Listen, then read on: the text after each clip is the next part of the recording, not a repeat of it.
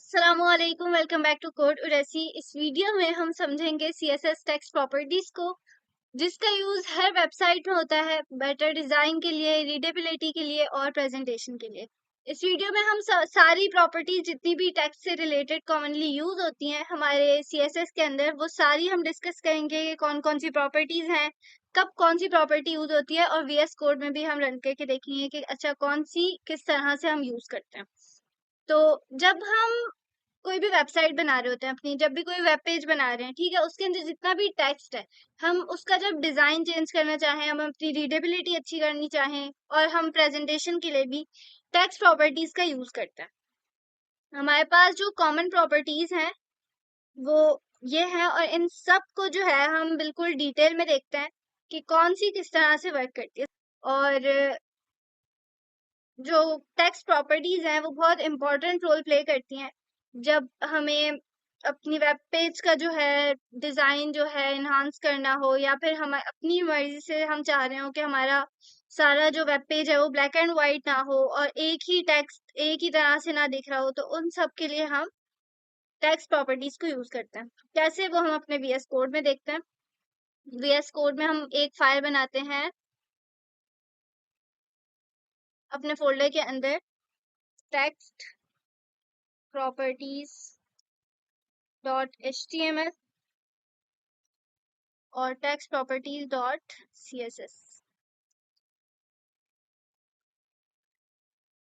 अपनी html file के अंदर जाएंगे, ठीक है, और यहाँ पर हम जो है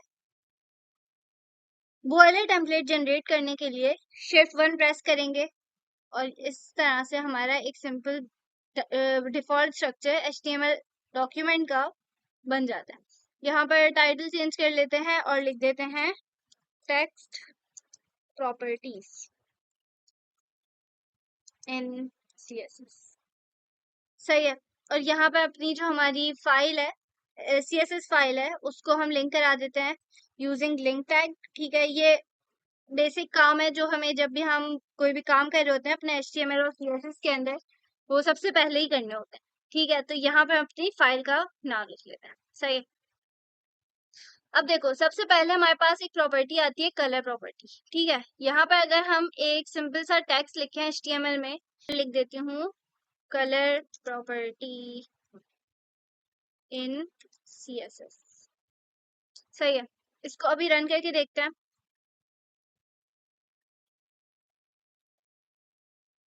देखो, ये हमारी एक सिंपल सी हेडिंग आ गई। ठीक है, अब मैं चाह रही हूँ कि इस जो हमारी ये वाली जो हेडिंग है, इसको मैं थोड़ा सा कलर दे दूँ। ठीक है, अब कलर क्या है, CSS की वो प्रॉपर्टी है। अब मैं इसको सिलेक्ट करूंगी अपने CSS के अंदर, सबसे पहले H1।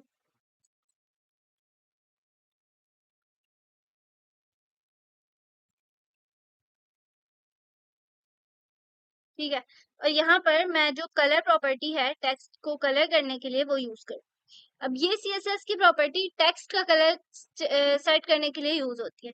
अब वेबसाइट का डिजाइन अगर हमें अट्रैक्टिव बनाना है, कलर्स इंपॉर्टेंट रोल प्ले करते हैं। अब जैसे हमारे पास अलर्ट मैसेजेस होते हैं, हमारे पास जो एरर मैसेजेस होते हैं, या फिर जब हम रिजल्ट देख रहे हो तो हमारे पास जब फेल आता है तो हमारे पास वो रेड कलर से लिखा होता है, पास होता है तो ग्रीन। तो ये कलर थ्योरी भी एक बहुत इंपॉर्टेंट रोल प्ले करती है हमारे वेबसाइट्स के अंदर।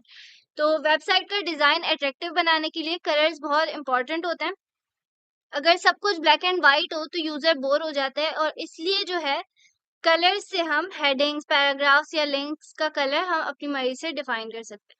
यहाँ पर से हम कोई सा भी अपना कलर सिलेक्ट कर लेते हैं। ठीक है, और इसको भी रन करके देखते हैं। तो ये देखो, इस तरह से हम अपनी टेक्स्ट का कलर चेंज कर सकते हैं। कलर्स की भी मल्टीपल वेज होते हैं अप्लाई करने के। कलर वाला जो पूरा ट्यूटोरियल था, हमने उसके अंदर डिस्कस किया था कि हम किस किस तरह से अपने कलर्स को जो है सिलेक्ट कर सकते हैं। इसके अंदर हमारे पास हेक्साडेसिमल कोड होता है, उसके बाद हमारे पास RGB जो है, हमारे पास वैल्यूज होती हैं, HSL होता है, HWB, ये सारे हमने डिटेल में देखे थे।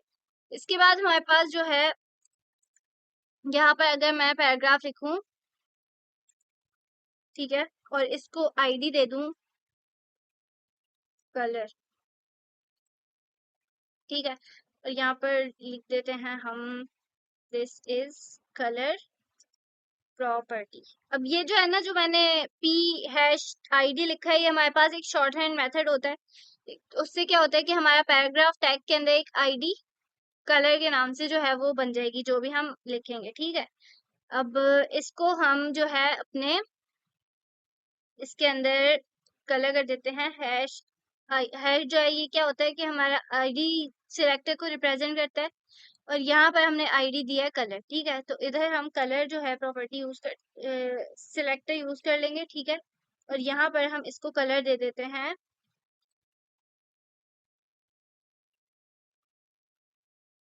ये वाला। सही है, ये देखो, ये दिस इज कलर प्रॉपर्टी। अब जैसे हमारे पास यहाँ पर हमने कलर तो दे दिया। ठीक है, कलर कब देते हैं? जब हम हेडिंग्स को हाईलाइट करना चाह रहे हो, या जब डार्क बैकग्राउंड पे लाइट टेक्स्ट चाहिए हो, या फिर और जब भी हमें जो है ना मेक श्योर करना होता है कि जब हम डार्क कलर के बैकग्राउंड यूज कर रहे हो तो हम लाइट कलर्स के जो है ना टेक्स्ट यूज करें, ताकि वो जो है हमें दिख भी सही जाए और उससे यूजर एक्सपीरियंस भी अच्छा हो। और कंट्रास्ट मेंटेन करना जो है ना एक अच्छी प्रैक्टिस है, ताकि वो रीडेबिलिटी उसकी अच्छी हो। सही है। उसके बाद हमारे पास एक जो है प्रॉपर्टी होती है टेक्स्ट अलाइन। सही है, यहाँ पर हम एक पैराग्राफ लिखते हैं टेक्स्ट।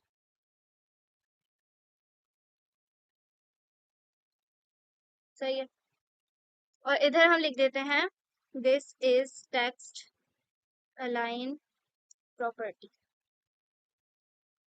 सही है, यहाँ पर जाते हैं और इस आईडी को सिलेक्ट कर लेते हैं। ठीक है,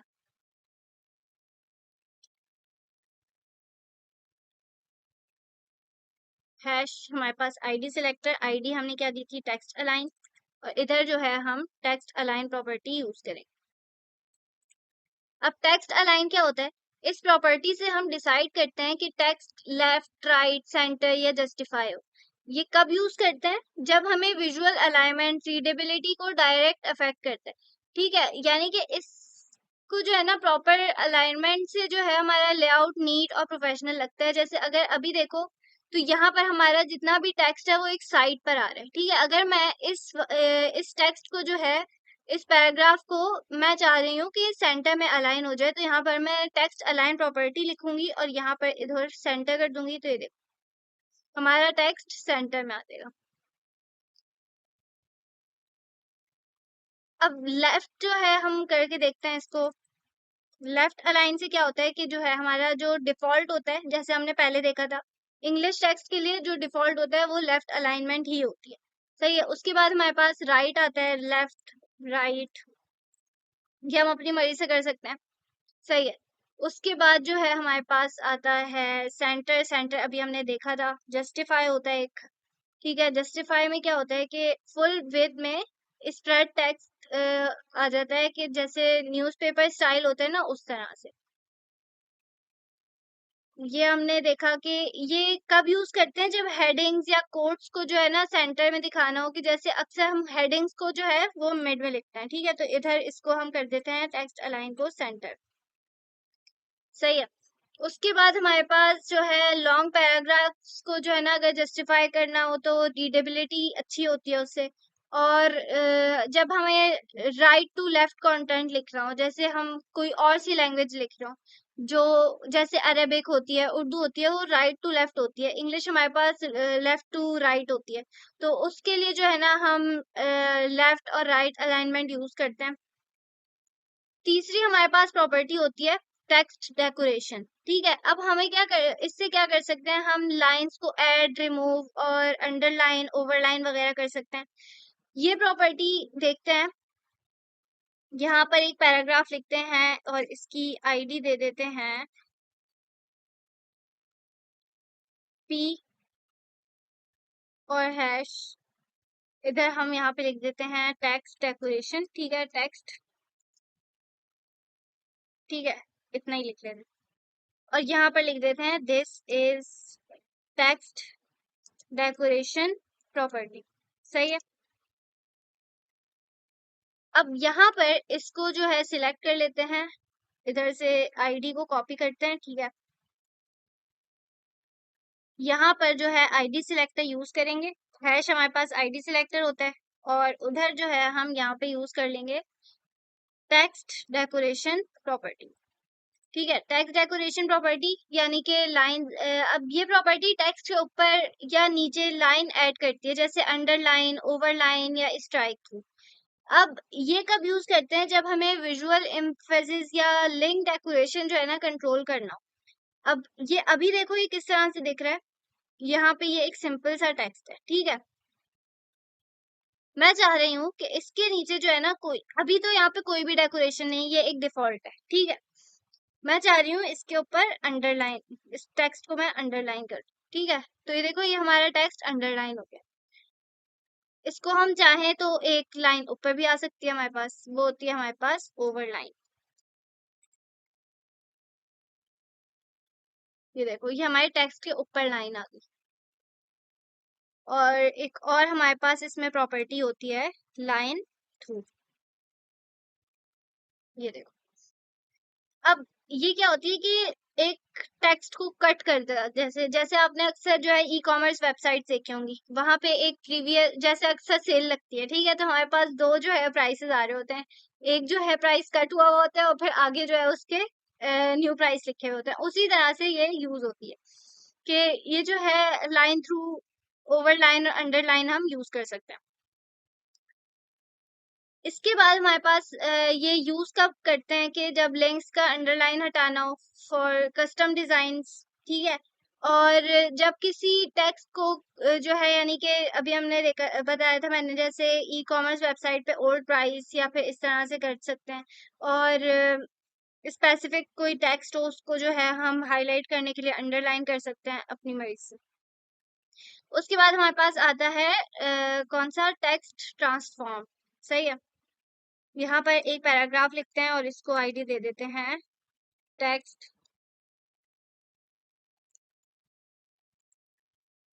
ट्रांसफॉर्म। सही है, ये क्यों होता है ये भी मैं बताती हूँ।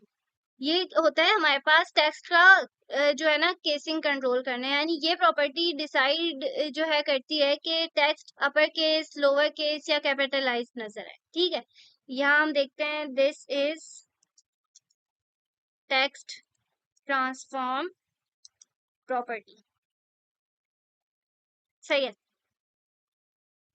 इसको सिलेक्ट कर लेते हैं और यहाँ पर इस आईडी को सिलेक्ट करते हैं,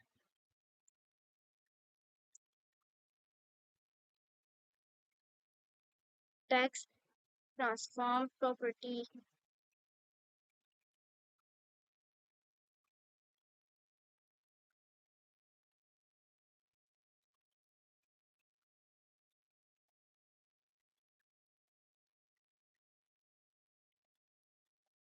अब देखो यहाँ पर जो है ना, अगर अभी मैं देखूं तो हमें ओरिजिनल टेक्स्ट चेंज किए बिना जो है ना विजुअल स्टाइल चेंज करना होता है। ठीक है, अब इसलिए टेक्स्ट ट्रांसफॉर्म हमें हेल्प करते हैं।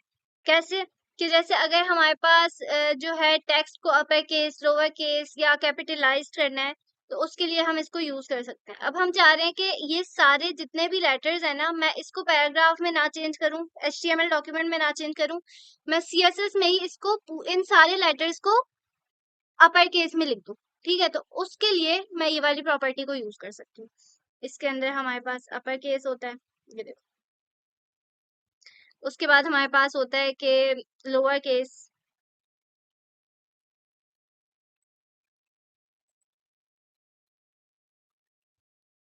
और हमारे पास एक और होता है कि कैपिटलाइज, यानी कि जितने भी वर्ड्स होते हैं ना, यहाँ पे देखो अभी हमारे सारे लेटर्स, या तो पहले वाली प्रॉपर्टी जो अपर केस थी वो हम सारे लेटर्स जो है कैपिटल हो रहे थे, और उसके बाद हमने देखा कि यहाँ पर जो हमने लोअर केस प्रॉपर्टी यूज की तो उससे सारे लेटर्स जो है वो स्मॉल हो गए। अब मैं चाह रही हूँ कि जितने भी वर्ड्स है ना उनके पहला लेटर जो है वो कैपिटल हो सिर्फ। ठीक है, उधर हमारे पास एक प्रॉपर्टी आती है यहाँ पर कैपिटलाइज। ठीक है, ये देखो जितने भी वर्ड्स हैं उनके सिर्फ और सिर्फ कैपिटल लेटर्स जो है सिर्फ जो पहले फर्स्ट लेटर्स हैं वो कैपिटल हो गए, और नन जो है एक और होता है कि वो डिफॉल्ट जो हमारे पास सिंपल जो हमने HTML में लिखा हुआ होता है वही आ जाता है। सही है। अब ये कब यूज होता है कि बटन्स, हेडिंग्स, स्लोगन्स को एम्फेसाइज करने के लिए यूज होता है। पैराग्राफ्स या नेम्स को नीट बनाने के लिए, कि जैसे अगर हम अपना नाम लिखते हैं, ठीक है, अब एचटीएमएल डॉक्यूमेंट में हमने अपना नाम बगैर कैपिटलाइज किए इसी तरह से लिख दिया, ठीक है, लेकिन जैसे अगर हमें चाह रहे हैं कि अच्छा सीएसएस से ही हम अपने नेम को करेक्ट कर लें, तो यहाँ पे हम कर सकते हैं। उसके बाद जो है हमारे पास एक और प्रॉपर्टी होती है, लेटर स्पेसिंग।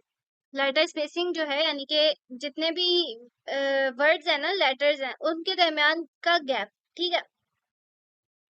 यहाँ पर हम एक पैराग्राफ लिखते हैं, उसको आईडी दे देते हैं लेटर स्पेसिंग,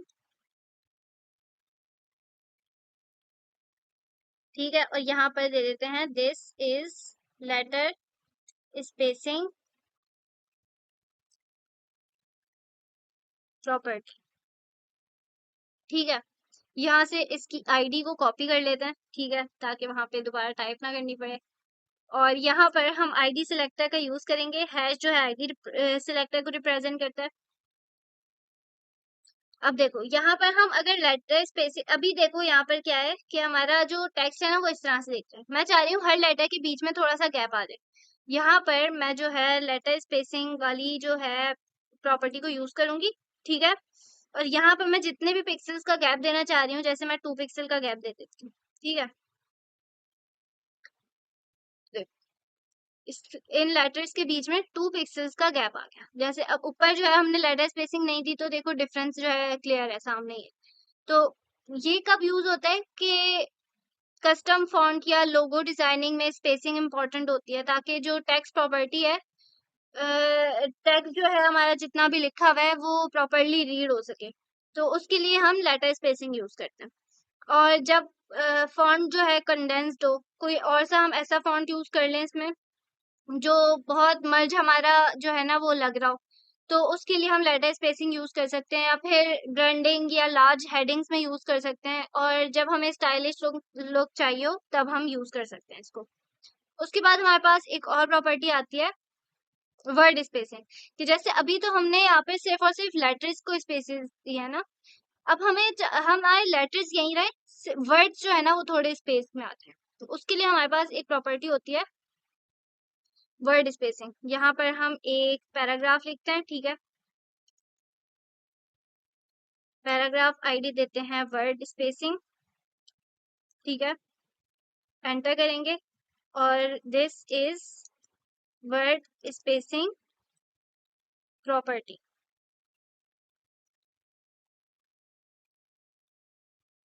और सीएसएस में जाएंगे, यहाँ से इस आईडी को कॉपी कर लेते हैं, ठीक है, इसके अंदर जाते हैं, और इधर जो है आईडी सिलेक्टर और आईडी का नाम, ठीक है, वर्ड स्पेसिंग प्रॉपर्टी। अब मैं चाह रही हूँ कि जो वर्ड्स है ना उनमें थोड़ा सा गैप आ जाए, ठीक है। अब कई बार क्या होता है कि हमारा फॉन्ट या अलाइनमेंट की वजह से टेक्स्ट जो है ना काफी एक दूसरे के अंदर जो है वो मर्ज हुआ हुआ लगता है, ठीक है। वर्ड स्पेसिंग से जो है ना क्या होता है कि थोड़ा सा स्पेस मिल जाता है उसको, वर्ड ब्रीथिंग रूम मिल जाता है एक तरह से। तो अगर मैं यहाँ पे 10 पिक्सल लिख देती हूँ, ठीक है, रन करके देखते हैं, तो ये देखो इन जितने भी वर्ड्स हैं उसमें थोड़ी सी स्पेस आ गई, 10 पिक्सल्स का स्पेस आ गया। इसमें हमने लेटर स्पेसिंग दी थी, तो वर्ड्स के बीच में तो उतना ही गैप रहा, लेकिन हमारे लेटर्स में स्पेस आ गई थी। इस तरह से हम इसको अगर और बढ़ा दूं, अगर मैं 20 पिक्सल कर दूं, तो शायद थोड़ा और प्रोमिनेंट हो डिफरेंस।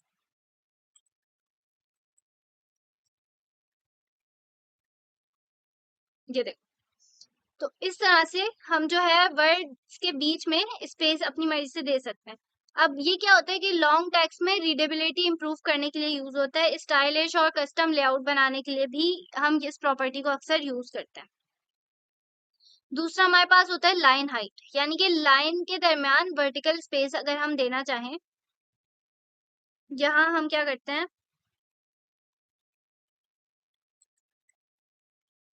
एक पैराग्राफ लिखते हैं और उसको आईडी दे देते हैं लाइन हाइट,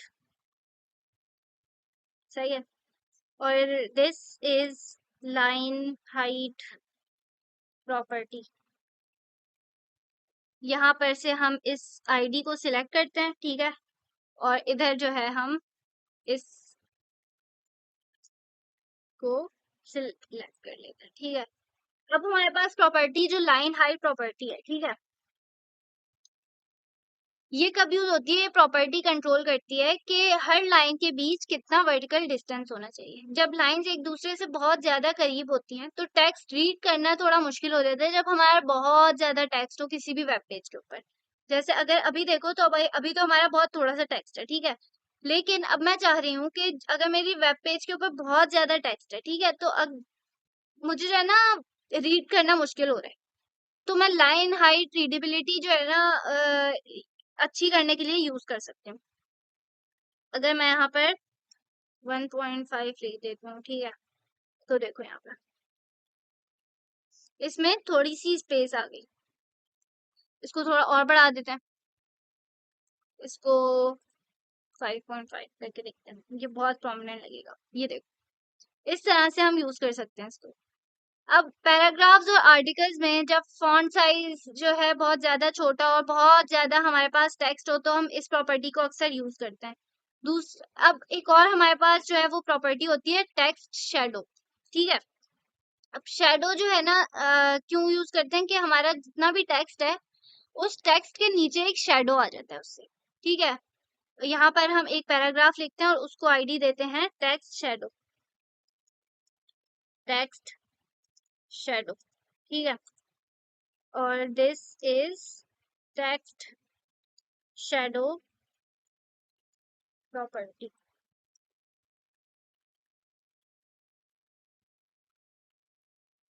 यहाँ पर हम आईडी सिलेक्टर यूज करेंगे, ठीक है, और इधर यहाँ पर कर्ली ब्रेसेस और टेक्स्ट शेडो प्रॉपर्टी हम इधर यूज कर लेते हैं, ठीक है।